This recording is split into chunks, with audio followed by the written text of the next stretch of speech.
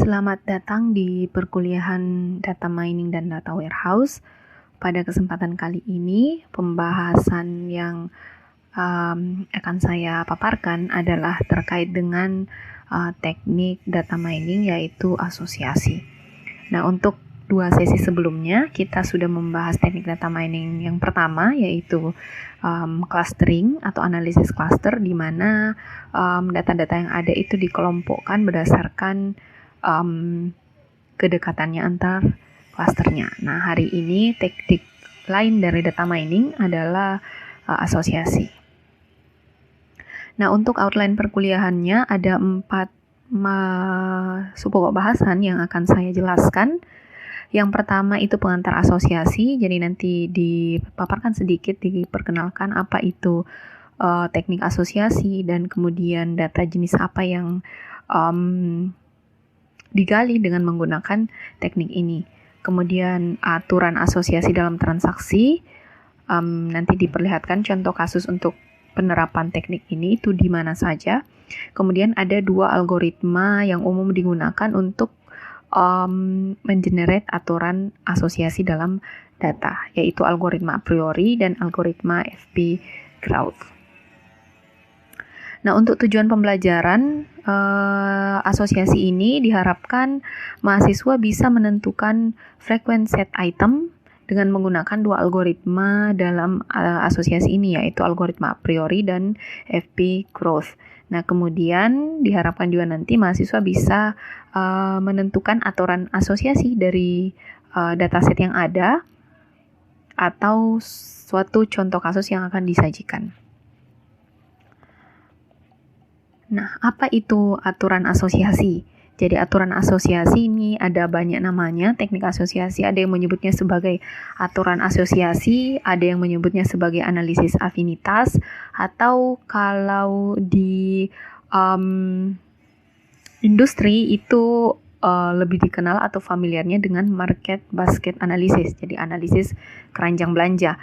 Kenapa bisa ini nama lainnya market basket analysis? Karena memang teknik ini pertama kali muncul karena adanya studi tentang bagaimana data-data transaksi yang ada di basis data, jadi data transaksi pelanggan di suatu misalnya perusahaan atau toko, supermarket, bisa digali lagi untuk bisa melihat bagaimana sebenarnya kebiasaan dari pembeli dalam membeli produk, khususnya produk yang dibeli secara bersamaan. Makanya biasa analisis asosiasi ini juga disebut dengan bagaimana kita mengetahui suatu produk yang dibeli secara bersamaan dengan produk lain atau apa bersama apa. Nah, itu istilah yang umum digunakan. Nah, saya berikan contohnya di slide 4, di situ di poin keempat, misalnya di transaksi supermarket, contohnya seseorang membeli susu bayi, juga membeli sabun mandi. Nah, ini kelihatan di data transaksinya, ada seorang pelanggan di mana dia membeli, kemudian dari situ kelihatan bahwa yang membeli orang ini, pelanggan ini dia membeli susu bayi bersamaan dengan membeli sabun mandi. Nah, kalau kita mau bawa ke aturan asosiasi, maka bisa dihasilkan bahwa susu bayi itu memiliki asosiasi dengan sabun mandi karena dia dibeli oleh pelanggan secara bersamaan. Nah, untuk aturan asosiasi ini, aturan inilah nanti yang akan dihasilkan. Jadi, aturan asosiasi teknik data mining ini akan menghasilkan sebuah pengetahuan berupa aturan. Aturannya nanti akan memberi pengetahuan kepada penggunanya untuk menentukan produk apa yang dibeli secara bersamaan dengan produk lainnya, seperti itu. Nah, untuk aturan asosiasi ini atau teknik asosiasi, dia termasuk ke dalam unsupervised learning. Seperti yang kita bahas di materi tentang clustering, di mana teknik learning itu ada 2, ada yang unsupervised, ada yang supervised. Nah, untuk aturan asosiasi ini dia termasuknya yang unsupervised learning karena data yang digunakan itu tidak memiliki label, sama dengan clustering. Di slide 5 di situ bisa dilihat salah satu atau ini yang paling banyak aplikasi dari penerapan aturan asosiasi, teknik asosiasi. Saya ambil screenshot dari website Amazon di mana apabila kita memilih atau melihat sebuah produk di Amazon, maka di halaman itu akan disajikan sebuah tampilan seperti ini. Jadi akan kelihatan customer yang membeli produk yang kita tampilkan juga membeli produk ini. Nah, jadi ini istilahnya kita ditawarkan produk lain yang dibeli oleh pelanggan lainnya apabila dia membeli produk ketika dia membeli produk dari produk yang kita tampilkan. Nah, ini biasanya banyak diterapkan di situs-situs e-commerce. Jadi bisa kelihatan apabila kita misalnya melihat sebuah barang, kemudian ada di halaman yang sama akan tampil barang-barang lain yang direkomendasikan untuk dibeli. Nah, dari mana rekomendasi barang-barang itu dihasilkan? Nah, itu bisa diterapkan aturan asosiasi. Jadi berdasarkan data histori pembelian pelanggan yang lainnya, itu kelihatan bahwa pelanggan lainnya yang membeli produk yang kita tampilkan juga membeli produk yang direkomendasikan di halaman e-commerce. Nah, kenapa produk-produk itu yang ditampilkan? Nah, itu karena aturan asosiasinya, nilai confidence-nya atau nilai supportnya itu kuat. Nah, nanti kita lihat apa itu nilai support dan apa itu nilai confidence. Nah, jadi aturan asosiasi ini paling banyak digunakan memang di dalam melihat keterkaitan antar produk di dalam data transaksi pada sebuah database. Jadi aturan asosiasi bisa juga didefinisikan sebagai sebuah teknik untuk menemukan secara otomatis asosiasi tiap produk. Jadi kalau kita bicara asosiasi tiap produk, bagaimana menemukan keterkaitan antara produk satu dengan produk yang lainnya, di mana data transaksi yang digali ini adalah data yang tersimpan dalam basis data. Nah, ini banyak digunakan pasti di perusahaan-perusahaan atau di pasar-pasar supermarket di swalayan, karena seperti kita ketahui kalau kita berbelanja di supermarket itu kan datanya akan tersimpan di database-nya. Jadi data belanja kita, berapa barang yang kita belanja, berapa total yang kita belanjakan, itu semua tersimpan di basis datanya.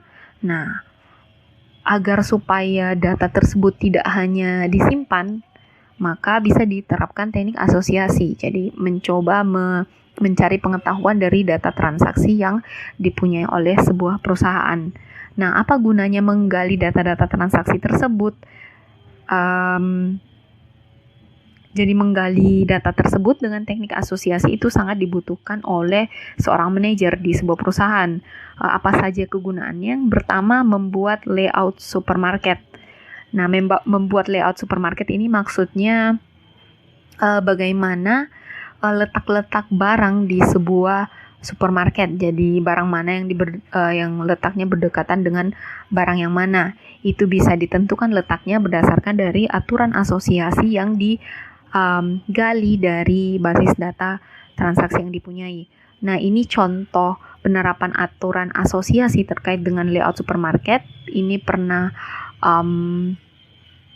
diterapkan dan berhasil di sebuah swalayan di Amerika Serikat. Jadi ini sangat terkenal ceritanya apabila kita membaca buku-buku terkait dengan data mining, apalagi khususnya aturan asosiasi, di mana perusahaan tersebut dia setelah menggali data histori transaksi dari pelanggannya, itu ketahuan bahwa ternyata di akhir pekan apabila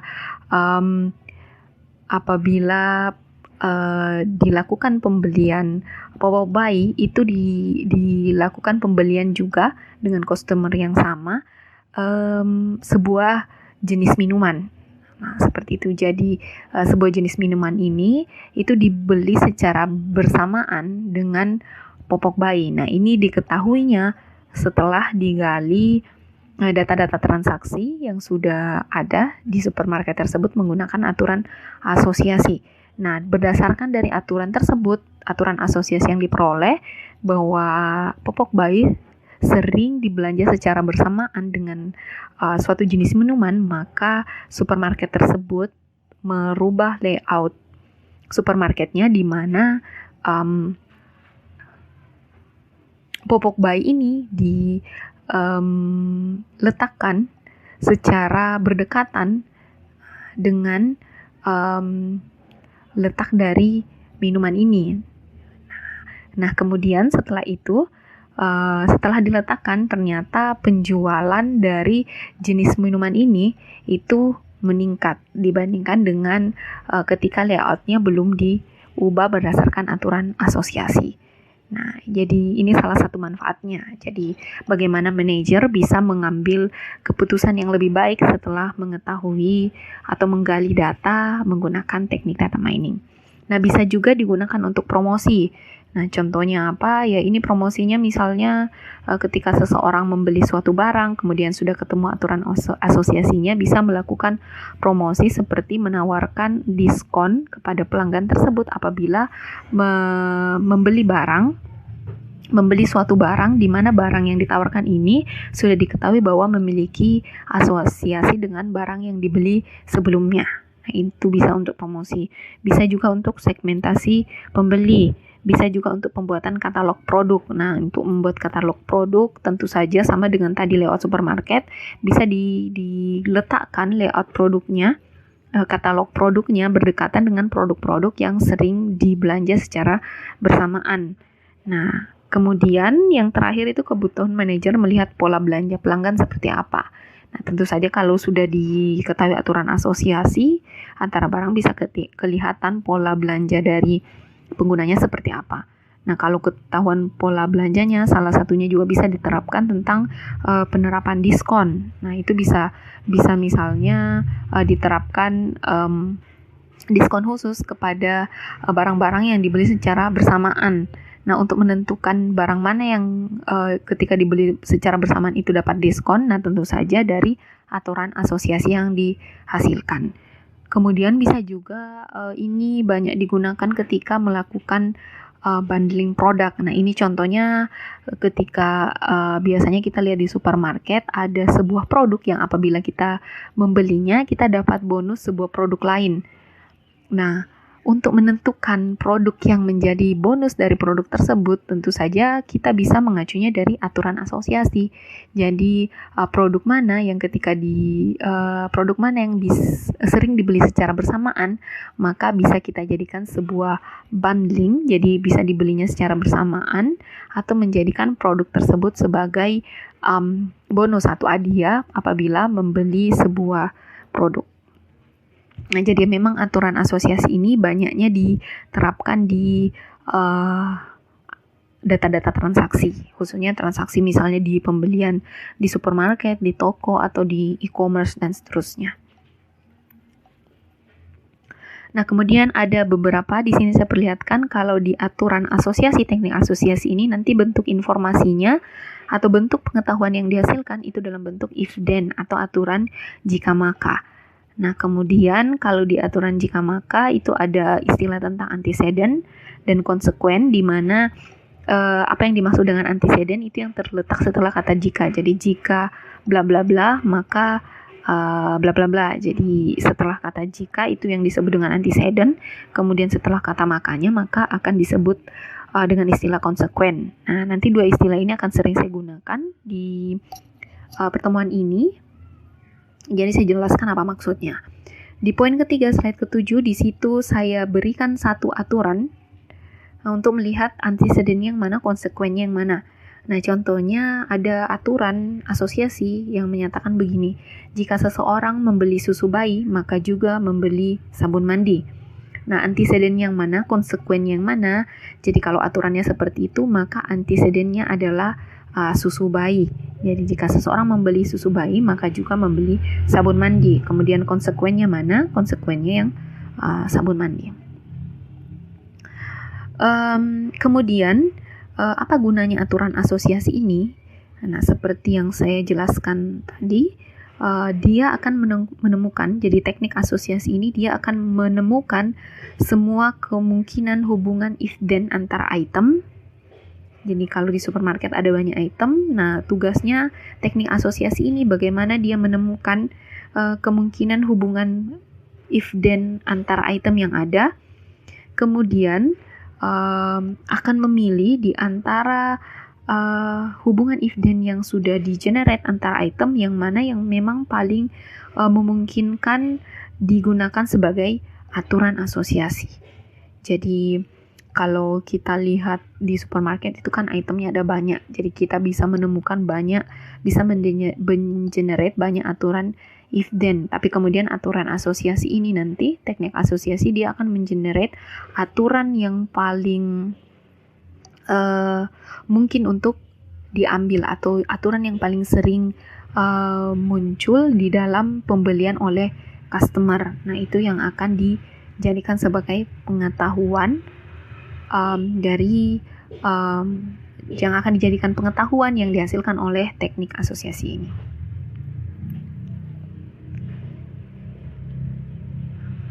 Nah, kemudian pertanyaan selanjutnya, kalau misalnya di supermarket kita sudah punya data transaksi, kemudian bagaimana sebenarnya teknik asosiasi ini dia akan menghasilkan aturan asosiasi if then tadi yang kita sebutkan. Nah, ada 2 tahap untuk mengenerate aturan asosiasi, yaitu yang pertama adalah mengembangkan aturan yang mungkin. Nah, mengembangkan aturan yang mungkin ini ada 2 cara. Cara yang pertama itu adalah kita kombinasikan semua item saja, kita kombinasikan semua item yang mungkin. Jadi kalau misalnya ada 4 item, itu kombinasinya ada 24 berarti kalau kita mau hitung kombinasinya. Nah, itu kalau kita melakukan kombinasi semua item yang mungkin, ada masalah di waktu komputasi yang lama. Nah, bagaimana kalau misalnya barangnya sudah ratusan, itu sudah lumayan banyak kombinasi item yang dihasilkan, sehingga waktu komputasinya juga akan lama. Kemudian, pendekatan lain untuk menghasilkan aturan asosiasi yang mungkin itu bisa menggunakan frequent item set. Jadi bagaimana mengenerate kombinasi item, tetapi hanya melihat kombinasi item yang frekuensi kemunculannya itu tinggi. Atau kalau kita lihat dari transaksi barang, kita lihat frekuensi barang yang dibeli secara bersamaan itu yang sering dilakukan. Nah, itu disebut dengan frequent item set. Jadi tidak semuanya barang yang pernah dibeli secara bersamaan kemudian diambil sebagai aturan asosiasi, tapi melihat yang mana barang yang sering memang dibeli secara bersamaan. Nah, seperti itu. Nah, ini aturan frequent item set ini dia gunanya untuk menghilangkan kombinasi item yang memang jarang ada di dalam basis data. Nah, yang seperti tadi saya katakan bahwa kalau kita hanya mengambil kombinasi item yang mungkin, itu terlalu boros waktu komputasi. Nah, kemudian ada prinsip frequent item set ini di mana dihilangkan saja, tidak perlu dilihat, tidak perlu dijadikan aturan asosiasi apabila kombinasi item tersebut memang jarang ada di dalam transaksi basis data. Nah, kemudian apabila sudah memperoleh frequent item set, kemudian nanti aturan tersebut akan dihitung nilai confidence-nya. Nah, aturan dengan nilai confidence yang tinggi, maka itulah pengetahuan yang akan dihasilkan dari menggali data menggunakan teknik asosiasi ini. Jadi aturan yang terakhir, aturan asosiasi yang memiliki confidence yang tinggi, kemudian apabila diterapkan di dalam kasus dunia nyata, maka berdasarkan aturan itulah si manajer akan mengambil keputusan. Nah, kemudian di dalam teknik aturan asosiasi ini ada 2 pengukuran yang dilakukan untuk menentukan aturan yang mungkin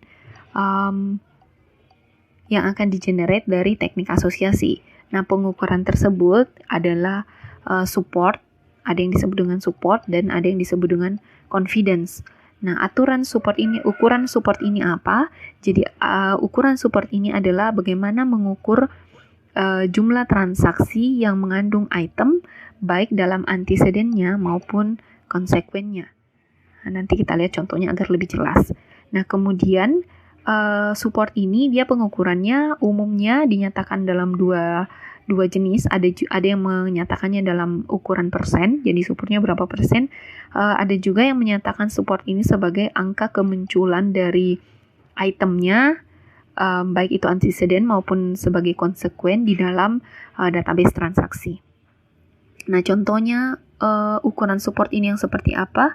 Bisa dilihat di slide 9 poin keempat. Misalnya ada 5 transaksi, jadi kalau di dalam database misalnya sudah ada 5 transaksi pembelian susu dan sabun mandi secara bersamaan dari 10 transaksi pembelian. Jadi misalnya di dalam database itu sudah direkam, sudah dicatat 10 jenis transaksi.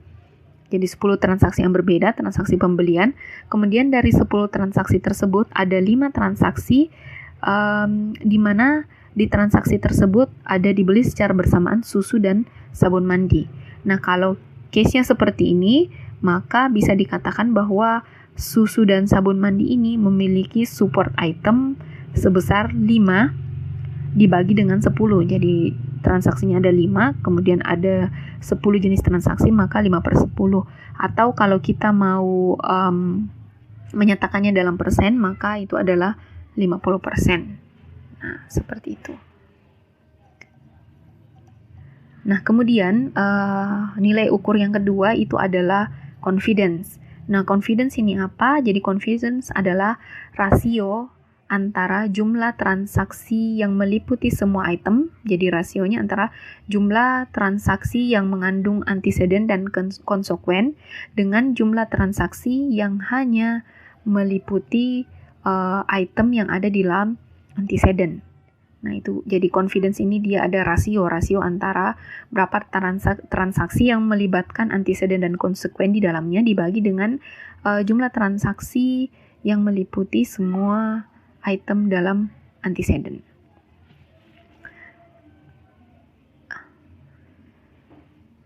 Oke. Nah, jadi kalau mau menentukan nilai confidence dari sebuah aturan yang dihasilkan, maka rumusnya kira-kira bisa dilihat di slide 10. Jadi bisa jumlah transaksi dengan item dalam aturan. Jadi semua item dalam aturan itu berapa jumlah transaksinya di dalam database dibagi dengan jumlah transaksi dengan item pada antecedent. Nah, atau bisa juga kalau kita mau pakai nilai support, confidence itu adalah nilai support dari antecedent dan konsekuen dibagi dengan nilai support dari antecedent-nya. Nah, ini dia. Jadi dua nilai ukur ini yang akan kita gunakan di dalam mengenerate aturan asosiasi. Nah, untuk lebih jelas contohnya, beda antara ukuran support dan confidence bisa dilihat di slide 11. Jadi di situ dimisalkan basis data sebuah supermarket mempunyai 100.000 data transaksi. Nah, jadi sebuah supermarket sudah punya 100.000 transaksi yang sudah dilakukan oleh pelanggan. Kemudian dari 100.000 data transaksi tersebut ada 1.000 transaksi di mana jeruk dan obat flu itu dibeli secara bersamaan. Nah, kemudian dari 1.000 transaksi yang ada jeruk dan obat flu dibeli secara bersamaan, itu 800-nya ada juga mie instan yang dibeli. Nah, seperti itu. Nah, kemudian bagaimana kita mau menentukan nilai support dan confidence untuk aturan? Misalnya ada aturan jika jeruk dan obat flu dibeli, maka mie instan juga dibeli. Nah, kita mau menentukan berapa nilai support untuk aturan ini, kemudian berapa nilai confidence-nya. Nah, kalau misalnya kita mau lihat nilai supportnya, kita tinggal lihat berapa jumlah data di mana jeruk, obat flu, dan mie instan itu dibeli secara bersamaan. Nah, itu tentu saja adalah 800. Dibagi dengan berapa seluruh jumlah transaksi yang ada di dalam database supermarket ini. Nah, itu ada 100.000 data. Maka kalau kita mau nyatakan di dalam persen, maka support dari aturan ini itu adalah 0,8%. Atau kalau kita hanya mau menggunakan nilai berapa transaksi yang terjadi, berarti kita mengambil nilai supportnya adalah 800. Nah, kemudian nilai confidence-nya untuk aturan ini itu adalah ya seperti tadi bahwa tinggal berapa nilai support antara antecedent dan konsekuen dibagi dengan nilai support dari antecedent. Nah, nilai support untuk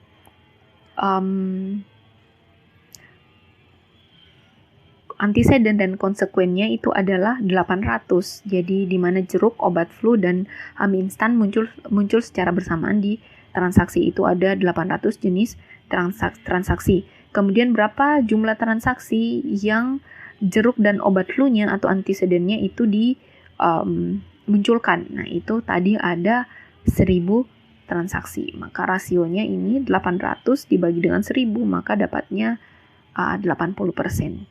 Nah, jadi aturan jika jeruk dan obat flu dibeli maka mie instan juga dibeli, itu nilai supportnya 0,8% dan nilai confidence-nya ada 80%. Nah, ini cara menentukan nilai support dan nilai confidence. Nah, pengukuran ini nanti yang akan digunakan untuk mengenerate aturan asosiasi yang muncul dalam sebuah data menggunakan dua algoritma, yaitu tadi a priori dan FP growth. Nah, di slide 12 di situ kelihatan ada dua algoritma yang umum digunakan. Jadi ada juga algoritma lain, tetapi di dalam kuliah ini saya hanya akan menggunakan dua algoritma ini. Jadi algoritma yang umum digunakan. Yang pertama adalah algoritma a priori. Jadi ini algoritma yang paling dasar biasanya yang digunakan untuk mengenerate aturan asosiasi atau digunakan dalam teknik asosiasi. Nah, algoritma a priori ini ide dasarnya, algoritma ini akan dimulai dengan mengenerate frequent item set, di mana cara mengenerate frequent item set ini dengan menggunakan satu item set terlebih dahulu, kemudian akan secara rekursif mengembangkan frequent item set dengan kombinasi 2 item, kemudian 3 item, kemudian dan seterusnya sampai kombinasi dataset dilakukan.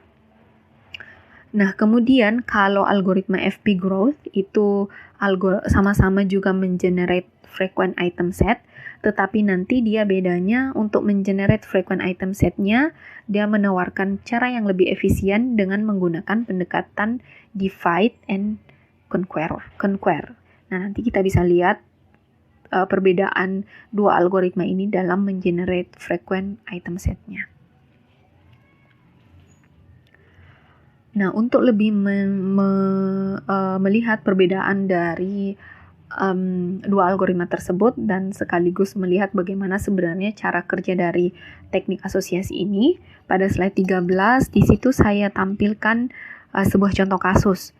Jadi misalnya contoh kasusnya seperti ini, ada sebuah toko yang menjual pakaian olahraga. Kemudian toko ini dia sedang melakukan promosi pada penjualan topinya. Jadi jika seseorang pelanggan membeli lebih dari satu macam topi, dari 6 pilihan yang ada, maka dia akan mendapat diskon. Nah, manajer toko ini dia ingin melihat warna apa saja yang sering dibeli secara bersamaan oleh pelanggan. Maksudnya ini warna topi apa saja yang dibeli bersamaan oleh pelanggan. Kemudian manajer ini akan menganalisis, dia ingin mengetahui topi warna apa itu yang sering dibeli secara bersamaan oleh pelanggan lain dengan melihat data penjualan atau data transaksi pembelian topi yang sudah dilakukan pada toko ini. Nah, contohnya data riwayat transaksi, data histori transaksi yang yang dimiliki oleh toko olahraga ini misalnya sudah ada 10 transaksi. Nah, bisa dilihat pada slide 13 di situ. Jadi contohnya transaksi pertama itu dilakukan pembelian dengan membeli topi warna merah, putih, dan hijau secara bersamaan. Kemudian transaksi kedua ada topi warna putih dan oranye secara bersamaan. Kemudian transaksi ketiga ada warna topi putih dan biru itu dibelinya secara bersamaan dan seterusnya. Kalau di transaksi 10 pembelinya itu hanya membeli satu jenis warna topi yaitu warna kuning.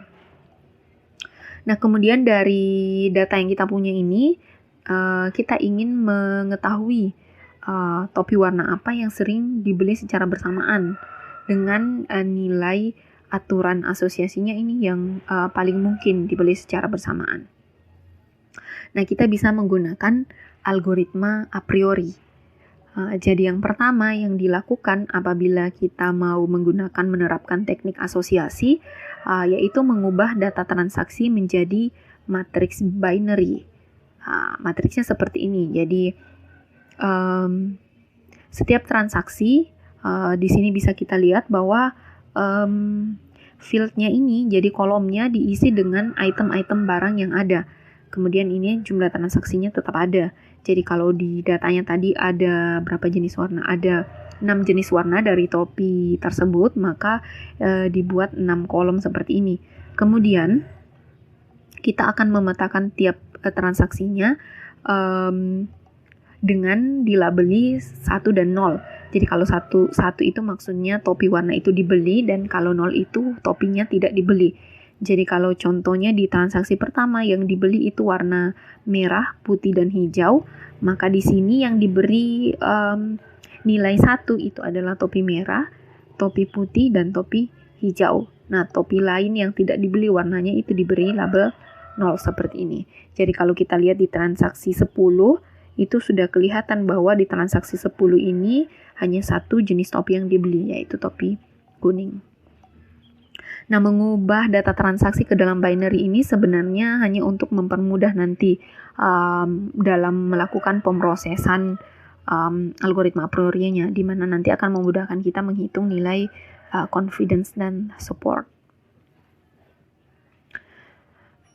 Nah, algoritma a priori ini seperti tadi yang dijelaskan bahwa yang paling pertama akan dilakukan adalah mengembangkan aturan yang mungkin atau menentukan frequent item set, di mana frequent item set ini adalah menemukan semua frequent item yang memenuhi support yang diinginkan. Jadi menentukan barang mana yang sering dibeli bersamaan dengan barang mana, tetapi dengan melihat nilai support tertentu dari aturan tersebut. Jadi nanti akan ditentukan aturan support yang paling minimumnya.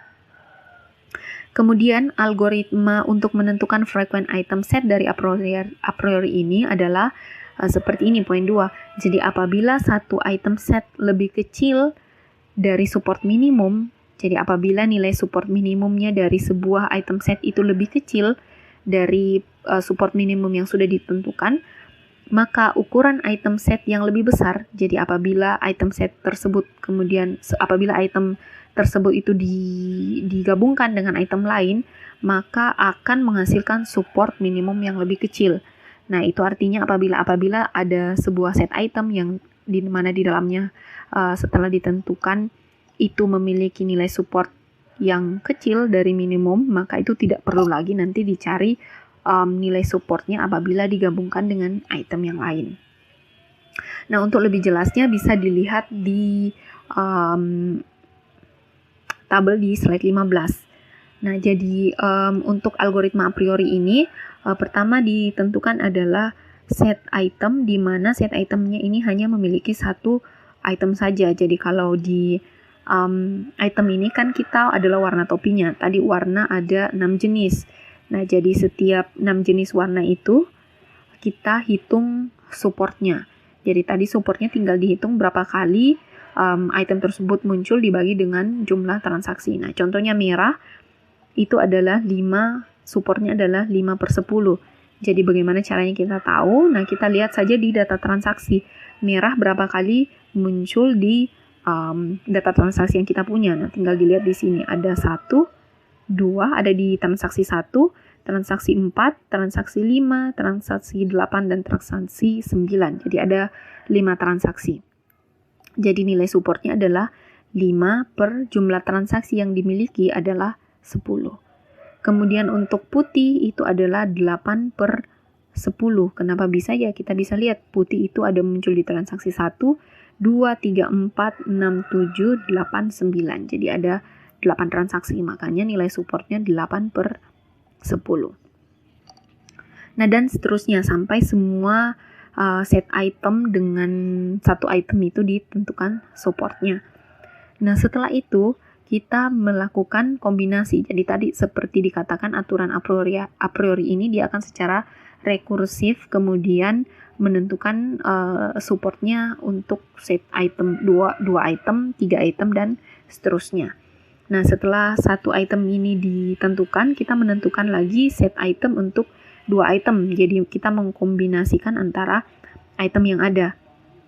Nah, seperti tadi jelaskan bahwa kalau support minimum dari sebuah item set itu sudah lebih kecil daripada minimum support yang ditentukan, maka kita tidak perlu lagi mencari kombinasi untuk item tersebut.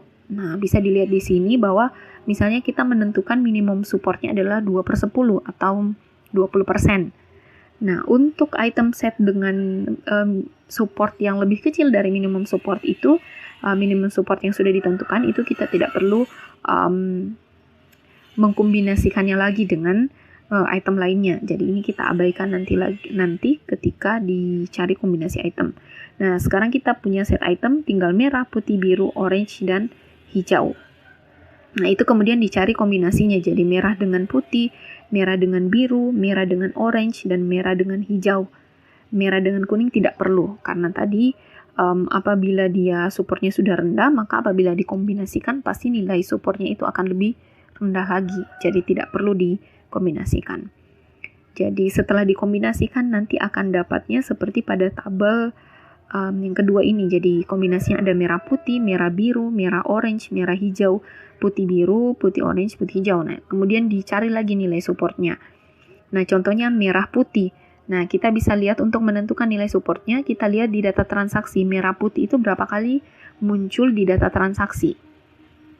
Nah, untuk merah dan putih secara dibeli secara bersamaan, ada itu di transaksi 1, ada di transaksi 4, ada di transaksi 8, dan ada di transaksi 9. Jadi ada 4 transaksi yang melibatkan atau yang di produk merah dan putih ini dibeli. Jadi ada 4 dibagi dengan 10 transaksi. Maka dihasilkan nilai support dari kombinasi merah putih ini. Nah, kemudian begitu lagi dicari merah dan biru, nilai supportnya merah orange, merah hijau, dan seterusnya. Nanti akan didapat nilai support seperti pada tabel ini. Kemudian kita seleksi lagi set item yang memiliki support di bawah minimum support itu dieliminasi saja atau dihilangkan. Jadi nanti tidak usah dikombinasikan lagi.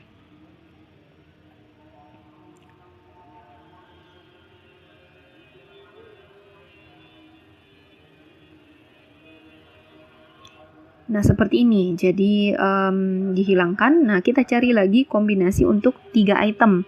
Nah, caranya kita kombinasikan lagi melihat dari sisa kombinasi yang ada. Misalnya merah putih. Nah, kita tinggal merah putih dengan biru berarti. Jadi merah putih dan biru. Nah, kita cari set itemnya. Kemudian ada merah putih dan orange. Nah, merah, putih, dan orange ini kenapa tidak saya masukkan ke set item? Karena seperti kita ketahui bahwa merah dan orange itu supportnya sudah di bawah minimum. Jadi merah, putih, orange itu tidak perlu lagi dicari nilai supportnya karena pasti akan di bawah dari 1/10. Kemudian merah, putih, hijau. Nah, merah, putih, hijau ini merah hijau masih aman, jadi kita bisa kombinasikan. Jadi merah, putih, hijau. Kemudian kita cari lagi merah, biru, putih. Nah, merah, biru, putih itu bisa dikombinasikan. Oh, merah, biru, putih sudah ada di sini, jadi tidak perlu lagi. Jadi merah, biru, orange. Tapi merah, biru, orange, kita lihat lagi di sini biru orange itu ternyata nilai supportnya 0, jadi tidak perlu dikombinasikan. Kemudian merah, biru, hijau, kita cari merah, hijau aman. Oke, jadi merah, biru, hijau itu bisa digunakan. Kemudian merah, hijau, kita cari lagi merah, putih, hijau itu sudah. Merah, biru, hijau itu sudah. Kemudian merah, hijau, orange. Kalau merah, hijau, orange apakah ada orange, hijau itu 0, jadi diabaikan saja. Kemudian merah, itu sudah. Putih, biru, merah, putih, biru itu sudah. Jadi dan seterusnya nanti kita dapat kombinasi 4 set item ini yang masih memungkinkan untuk dicari nilai supportnya. Kemudian kita dapatkan nilai support seperti ini, dicari lagi nilai support yang paling yang di bawah minimum itu dihilangkan saja. Nah, jadi kita memperoleh set item merah, putih, hijau dengan nilai supportnya 2/10. Kemudian merah, putih, hijau juga 2/10.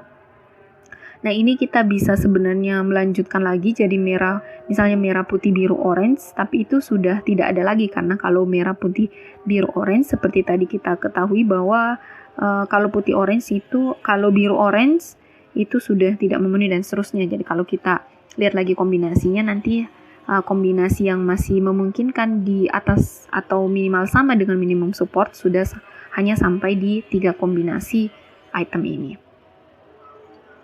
Nah, dari hasil kombinasi dan penghitungan nilai support ini, maka akan diperoleh frequent item set seperti ini. Jadi, kita hanya mengambil frequent item set yang memenuhi minimum support yang ada. Jadi, ada set item merah dengan 5/10 sampai nanti yang kombinasi 3 item yaitu merah, putih, hijau dengan 2/10. Nah, langkah selanjutnya setelah kita menentukan frequent set item, tadi dikatakan bahwa menentukan nilai confidence untuk masing-masing set item berdasarkan aturannya. Nah, contohnya di sini, jadi kita dari set item yang kita sudah peroleh, kemudian kita hitung nilai confidence-nya untuk kemudian menentukan yang mana aturan asosiasi yang benar-benar akan diambil sebagai pengetahuan. Nah, contohnya yang pertama merah ini, merah, putih, biru, orange, hijau itu kita abaikan saja.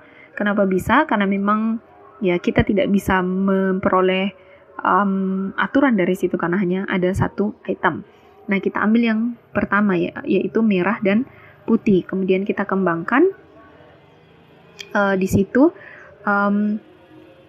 merah, putih. Jadi apabila topi merah dibeli, maka berapa confidence topi putih juga dibeli.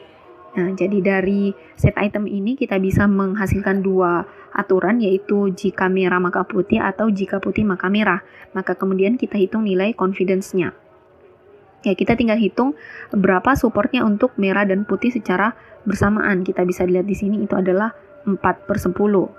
Atau bisa dihilangkan saja 10-nya karena nanti confidence-nya juga memiliki penyebut yang sama. Jadi kita bisa ambil 4-nya saja dibagi dengan support dari antecedennya atau support dari merahnya. Nah, kita bisa lihat ini merah supportnya ada 5, jadi 4/5 sama dengan 80%. Jadi confidence untuk aturan jika merah maka putih itu adalah 80%.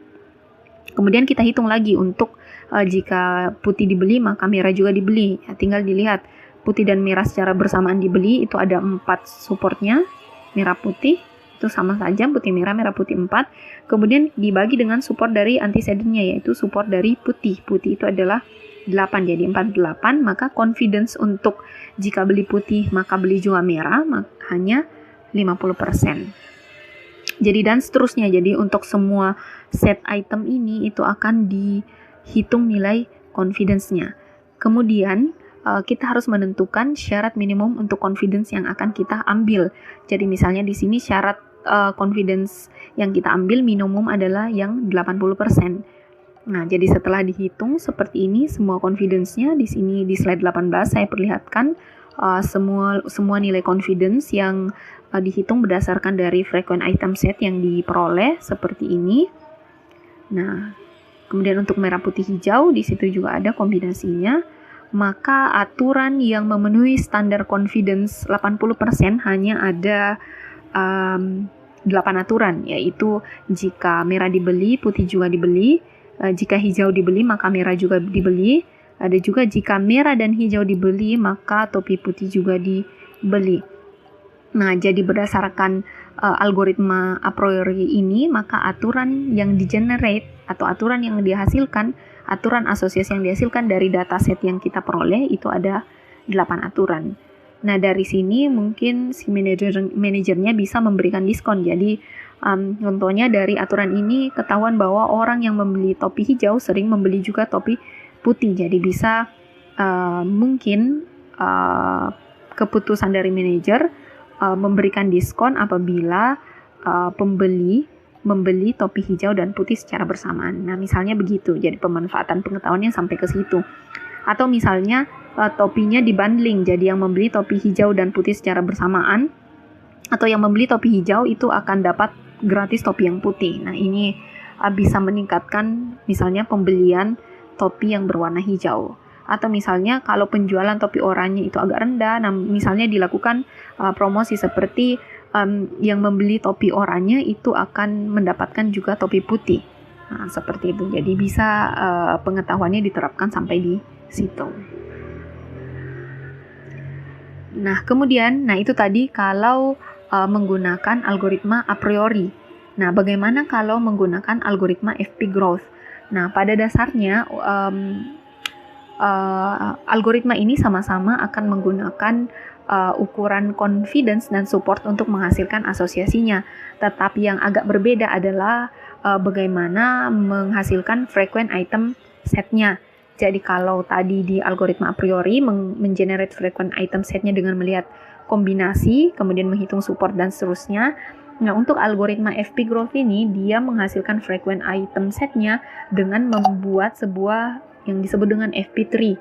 Nah, dari FP3 ini nanti kemudian aturan asosiasinya atau frequent item setnya itu di-generate. Nah, bisa dilihat di slide 22, saya akan menjadikan contoh kasus itu, contoh data transaksi tersebut untuk men-generate frequent item set dengan menggunakan algoritma FP Growth. Bisa dilihat di situ untuk datanya, jadi saya menggunakan ada 5 data transaksi dari pelanggan dengan ID misalnya P01, di mana pelanggan P01 ini dia membeli produk F, A, C, D, G, I, M, P secara bersamaan. Nah, ini saya pakai simbol saja produknya. Kemudian pelanggan 2 dia membeli produk A, B, C, F, L, M, O secara bersamaan. Kemudian pelanggan ketiga dia membeli B, F, H, J, O, W secara bersamaan dan seterusnya. Nah, kemudian untuk teknik asosiasi ini seperti tadi saya katakan, kita harus mengenerate yang disebut dengan frequent item set. Nah, karena berdasarkan frequent item set nanti ini akan dihitung nilai confidence-nya yang kemudian akan diperoleh aturan asosiasi yang cocok yang dapat dihasilkan dari data transaksi yang ada. Nah, dari data ini kalau kita mau menggunakan algoritma FP Growth untuk mengenerate item setnya, maka kita harus membuat yang disebut dengan FP3. Jadi nanti FP3 akan dihasilkan dari data transaksi yang ada. Nah, bagaimana cara membuat FP3 ini atau pohon FP-nya?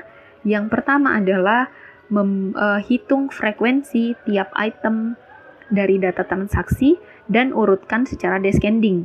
Jadi kita untuk semua item itu dihitung berapa kali dia muncul di dalam transaksi, kemudian diurutkan berdasarkan kemunculan yang terbanyak. Kemudian kita harus membatasi kemunculan yang ada atau support yang ada. Misalnya di sini dikatakan bahwa item yang akan diambil itu item dengan support atau banyak kemunculannya adalah 3. Nah, yang pertama itu adalah menghitung, jadi itemnya di sini bisa dilihat ada item A sampai P, kemudian kita lihat frekuensi kemunculannya di data transaksi yang ada. Contohnya di sini data A, item A itu dia munculnya di transaksi P01, P02, kemudian ada P05. Jadi ada 3 kali transaksi untuk item A ini, maka frekuensinya adalah 3. Kemudian ada misalnya P. Nah, kalau P di sini kita bisa lihat di transaksi 1, di transaksi 4, dan di transaksi 5 juga. Jadi dia juga frekuensinya ada 3. Nah, jadi untuk semua item itu dihitung frekuensinya, kemudian kita batasi, kita hanya mengambil misalnya, jadi ini nilainya bisa berubah-ubah tergantung dari kita menentukan supportnya berapa. Nah, contohnya di sini support yang ditentukan adalah 3. Nah, dari sini kita hanya mengambil yang frekuensi item setnya di atas 3, jadi mulai 3, 4, dan seterusnya. Maka akan dihasilkan bahwa yang frekuensinya 3 itu hanya item A, B, C, F, M, dan P. Nah, kemudian setelah itu kita ambil, kemudian diurutkan secara descending. Jadi diurutkan item dengan frekuensi yang paling besar hingga yang terkecil. Jadi akan kita peroleh seperti ini. Jadi yang item yang diambil adalah C, F, A, B, M, P. Kemudian diurutkan, itu diurutkan berdasarkan nilai frekuensi tertingginya. Nah, selanjutnya setelah kita mengetahui item yang frekuensi tertinggi, kemudian sudah diurutkan, kemudian kita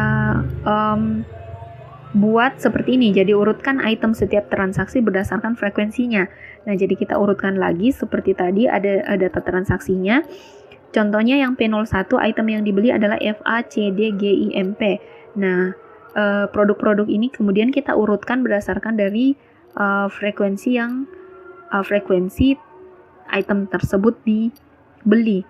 Kemudian kita hilangkan saja item-item yang dia supportnya di bawah 3. Nah, jadi kita bisa mengacu di tabel ini, tabel item frekuensi yang ada di sebelah kanan. Jadi F itu ada, A juga ada, C itu ada, kemudian D tidak ada, G tidak ada, I juga tidak ada, M dan ada, P dan ada. Kemudian kita urutkan berdasarkan dari frekuensinya. Jadi kita mulai dari F, C, A, M, P. Atau bisa juga C, F, A, M, P. Itu kan sama saja. Kemudian ada F, C, A, B, M. Nah, untuk yang di bawah ini. Jadi caranya sama. Kemudian untuk yang ketiga ini kita urutkan F dulu, kemudian B, H tidak ada, J tidak ada, O tidak ada, W juga tidak ada. Jadinya FB. Nah, dan seterusnya sampai semua item di-generate item terurutnya. Nah, setelah itu kita sudah punya item terurut, itu kita membuat FP3-nya. Jadi kita membuat pohon dari item terurut, dimulai dari transaksi pertama. Jadi transaksi pertama seperti ini. Nah, kita buat, jadi pertama pohonnya itu ada root, kemudian kita mulai, yang pertama ada F, kita gambarkan, node yang pertama F itu diberi nilai 1, karena ada 1 F, sudah 1 kali F munculnya, kemudian ada setelah itu C, diberi nilai 1 juga, kemudian ada A 1 kali, M 1 kali, kemudian seterusnya P. Nah, seperti ini, jadi ini 1 berarti nilai kejadian dari item tersebut. Nah, setelah itu kita melangkah ke transaksi kedua. Nah, jadi berdasarkan pohonnya masih sama, kemudian kita lihat lagi itemnya. Jadi ada F, C, A, B, M. Nah, bisa dilihat tadi di sini ada F1, kemudian ada aturannya, ada F lagi, jadi kita tambah 1 F, kemudian C kita tambah 1 jadi 2, kemudian A kita tambah 1 jadi 2, kemudian ada B. Nah, karena dia B bukan M, jadi kita buat node yang baru. Setelah A ada B, kemudian kita kasih nilai 1, dia 1 kali kejadian. Setelah B itu ada M, jadi kita tambahkan node M sama dengan 1. Nah, di sini saya berikan garis putus-putus supaya hanya untuk melihat, mempermudah visualisasinya bahwa dia adalah item yang sama. Nah, seperti itu. Nah, setelah itu kita melangkah terus sampai ke transaksi ketiga lagi. Jadi transaksi ketiga ada F dan B. Jadi kita lihat tadi F-nya di sini 2, kemudian ada F, jadi F-nya ditambah 1 jadi 3, kemudian ada B setelah itu. Maka kita buatkan node B. Nah, B-nya ditambah 1. Nah, kemudian saya buatkan garis putus-putus, ini maksudnya adalah itemnya sama. Nah, kemudian transaksi keempat ada C, B, P. Ya, berarti dari root kita ke C. Nah, tadi C-nya di sini 2. Oh, maaf, di sini C-nya mestinya 1. Jadi di sini C-nya 1. Kemudian setelah C ada B, itu B-nya 1. Kemudian setelah B ada P. Nah, kemudian yang terakhir itu adalah FCAMP. Jadi F yang terakhir itu ada 3, jadi ada F ditambah 1 4, C-nya ditambah 1 jadi 3. Kemudian ada A ditambah 1 jadi 3, kemudian ada M tambah 2, kemudian P ditambah 1 jadi 2. Nah, dari situ kita sudah menghasilkan pohon FP-nya atau FP3 dari data transaksi yang ada. Nah, langkah selanjutnya setelah FP3-nya dihasilkan, jadi FP3-nya seperti dilihat pada slide 30. Nah, kemudian kita mau mengekstrak frequent pattern dari FP3 yang ada. Nah, bagaimana caranya mengekstrak frequent pattern-nya? Bisa dilihat di slide 31. Jadi kita mengambil item dengan minimum support 3. Jadi kalau tadi di tabel yang pertama itu kita mengurutkannya secara descending, di sini kita mengurutkannya secara descending. Jadi hasil pengurutannya nanti P, M, B, A, C, F, di mana P ini frekuensinya 3 sampai yang A. Kemudian CF ini frekuensinya 4. Kemudian setelah kita urutkan seperti ini, kita mengekstrak conditional pattern-nya. Nah, bagaimana caranya mengekstrak conditional pattern ini? Kita bisa lihat di sini. Jadi kita mengacunya berdasarkan item di kolom pertama, jadi item P. Nah, aturan apa yang memenuhi P ini? Jadi bisa lihat dari pohonnya. Jadi untuk menghasilkan P, maka ada kombinasi antara F, C, A, dan M. Nah, itu sebanyak 2 karena nilai P-nya adalah 2. Jadi F, C, A, M ini ada 2 kejadian seperti ini. Kemudian P yang lain ada di sini. Jadi untuk menghasilkan P yang ada di sebelah kanan, itu harus melewati node C dan B. Nah, itu sebanyak 1. Ini dia. Kemudian selanjutnya ada M. Nah, untuk menghasilkan M, maka ada kombinasi F, C, dan A. Itu sebanyak 2 kali. Ini dia. Kemudian M yang lain ada, itu caranya F, C, A, B. Jadi F, C, A, B itu ada 1. Kemudian ada B. Kemudian ada B di sini. B ini ada 3 kombinasi yang mungkin. Jadi ada F, C, A. F, C, A itu ada 1. Kemudian ada F, 1. Kemudian ada sini C. Itu ada 1. Kemudian untuk A itu hanya ada 1 kombinasi, yaitu F, C sebanyak 3. Kemudian ada C. Untuk menghasilkan C hanya ada 1 cara, yaitu lewat F ini. F-nya itu ada 3 kali. Nah, untuk F tidak ada karena sudah F ada root. Jadi tidak ada conditional pattern untuk F. Nah, kemudian langkah selanjutnya adalah menentukan kesamaan terbesar antara conditional pattern base yang memenuhi syarat support 3. Nah, jadi kita nanti mau mengambil di antara conditional pattern ini item yang dia minimum supportnya ada 3. Jadi misalnya dilihat dari conditional pattern.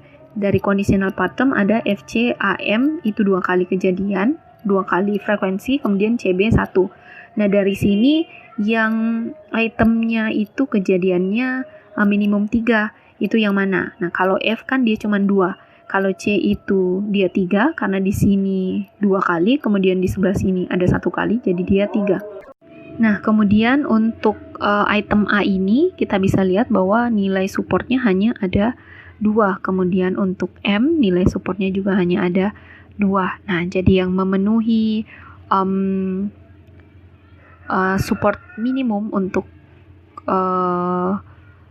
kesamaan pada conditional pattern ini hanya C untuk record untuk baris yang pertama ini.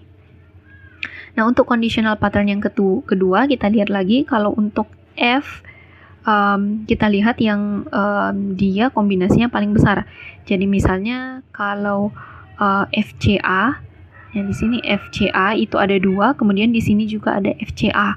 Nah, FCA di sini bisa dilihat ada 1 kali. Jadi FCA-nya tinggal digabung, FCA-nya 3 itu memenuhi.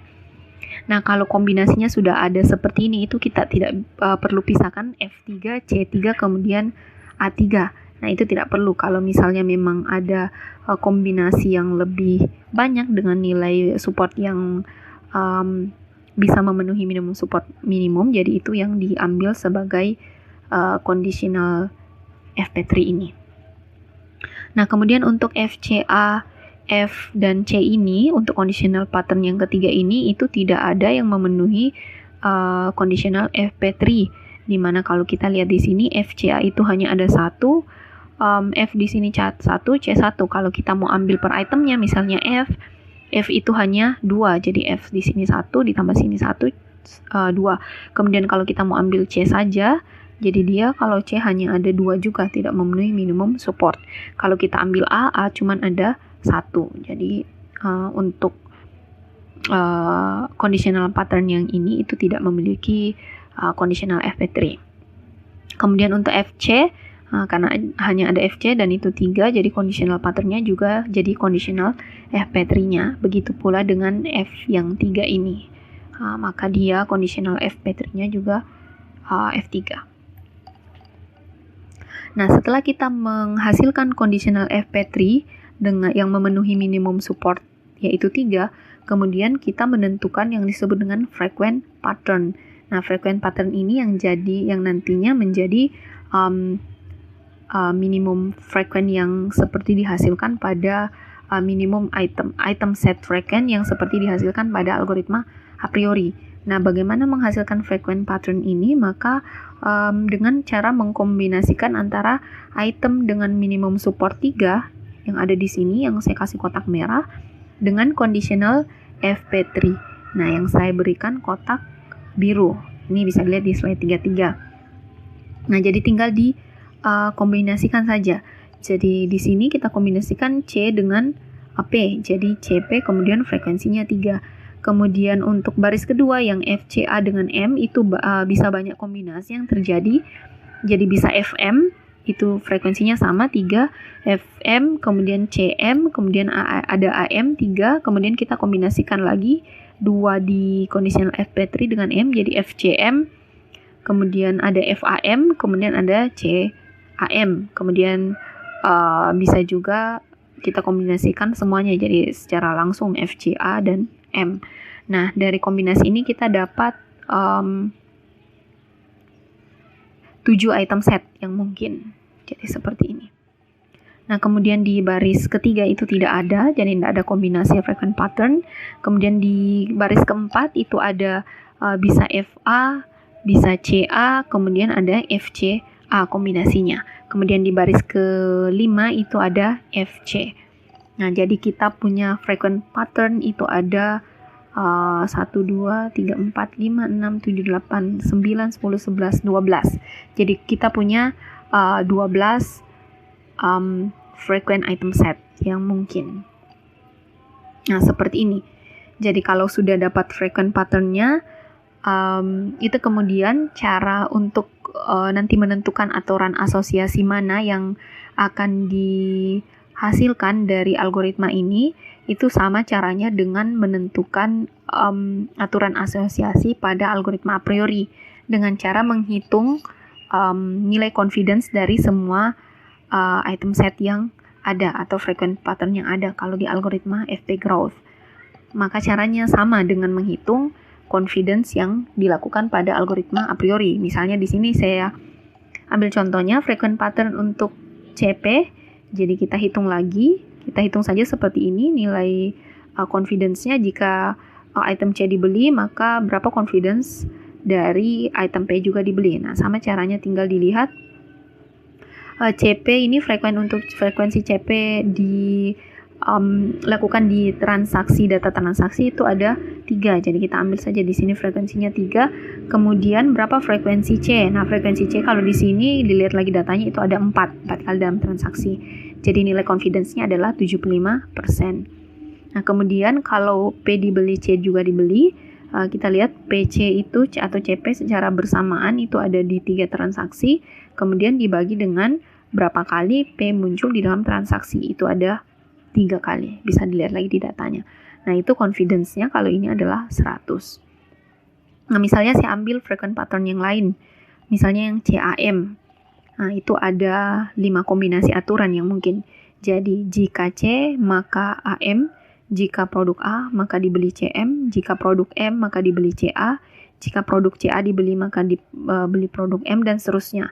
Nah, kalau kita hitung, maka akan dihasilkan confidence seperti ini. Jadi, misalnya yang pertama ini, jika C dibeli, produk A dan M dibeli secara bersamaan juga, itu tinggal dilihat frekuensi CAM itu ada berapa. frekuensi CAM di sini bisa dilihat 3 kali muncul di transaksi dibagi dengan frekuensi C. Frekuensi C itu ada 4. Nanti kalau dilihat di data transaksi seperti itu. 3 dibagi 4 adalah 75%. Nah, contohnya yang kedua lagi nih, aturan A, jika A dibeli maka CM juga dibeli. Nah, itu ACM tadi ada 3 dibagi dengan berapa kali transaksi A terjadi di dalam tabel transaksi tadi, tabel dataset yang kita punya, itu ada 3. Jadi confidence-nya ada 100%. Nah, kalau confidence 100% ini maksudnya adalah setiap pembelian A, maka 100% kalau di dalam transaksi, setiap orang yang membeli A pasti membeli produk C dan M. Nah, itu maksud dari nilai confidence ini. Nah, sedangkan kalau 75% berarti 75% transaksi seseorang yang membeli C itu juga membeli produk A dan M dan seterusnya. Nah, ini tinggal dicari untuk frequent pattern yang lain, dicari nilai confidence-nya. Nah, kemudian nanti nilai confidence yang memenuhi minimum confidence, maka aturan itulah yang kemudian akan dihasilkan dari algoritma asosiasi ini. Jadi contohnya kalau hanya melihat dari 2 frequent pattern ini, maka kalau kita menentukan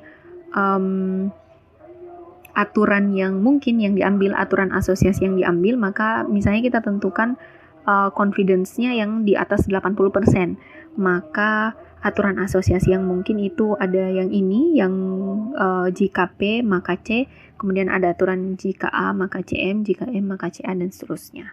Nah, jadi aturan jika A maka P itu tidak diambil, dan jika C maka AM itu tidak diambil. Nah, untuk algoritma FP growth seperti itu cara menghasilkan aturan asosiasinya. Jadi kalau mau dibandingkan FP growth dan a priori, sebenarnya perbedaannya hanya di cara mengenerate frequent item setnya, di mana kalau FP growth ini dia memanfaatkan yang disebut dengan FP tree, kemudian dihasilkanlah frequent pattern-nya. Nah, saya pikir hanya itu pembahasan terkait dengan aturan asosiasi atau teknik asosiasi ini. Semoga mudah difahami. Terima kasih.